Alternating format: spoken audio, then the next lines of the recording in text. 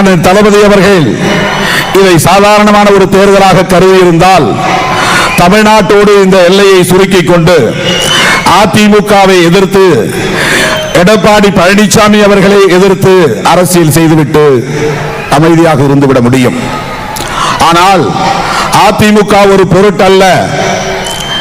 இந்தியாவை காப்பாற்றியாக வேண்டும், இந்தியாவை மீட்டாக வேண்டும், ஜனநாயகத்தை காப்பாற்றியாக வேண்டும், எல்லாவற்றுக்கும் மேலாக அரசமைப்பு சட்டத்தை பாதுகாத்தாக வேண்டும் என்கிற பொறுப்புணர்வோடு கடந்த 2 ஆண்டுகளாக அண்ணன் அவர்கள் மேற்கொண்ட பெரும் முயற்சியின் விளைவாக இந்திய தேசிய காங்கிரஸ் கட்சியின் இளம் தலைவராக விளங்குகிற ராகுல் காந்தி அவர்களோடு தேர்தல் வியூகத்தை அவர்களை ஒருங்கிணைக்க முடியும் என்பதை சாதித்து காட்டியவர் அண்ணன் தளபதி அவர்கள்.